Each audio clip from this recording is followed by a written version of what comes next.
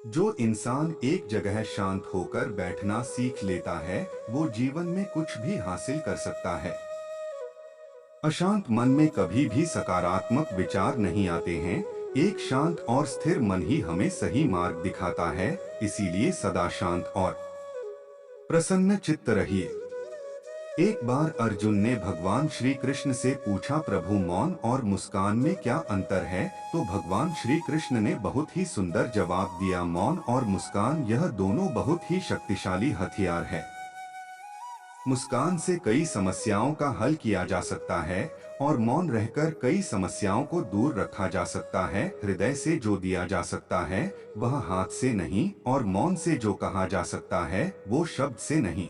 जैसे जल द्वारा अग्नि को शांत किया जाता है, वैसे ही ज्ञान के द्वारा मन को शांत रखना चाहिए। कोई कुछ भी बोले, स्वयं को शांत रखो। धूप कितनी भी तेज हो, समुद्र सुखा नहीं करते।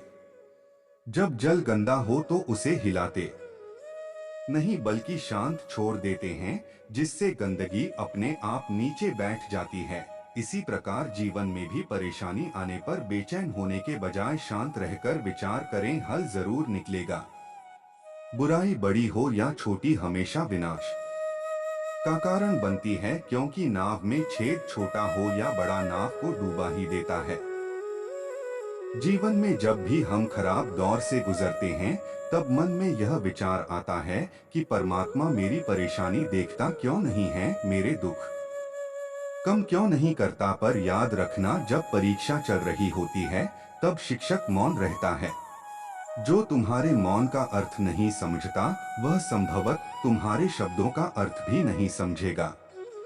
जहाँ विरोध की आवश्यकता होती है, वह मौन रहने वाला विद्वान भी मूर्ख की श्रेणी में आता है।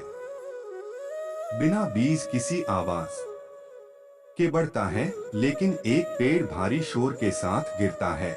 विनाश शोर करता है, लेकिन बढ़ने वाला मौन रहता है। यह मौन की शक्ति है।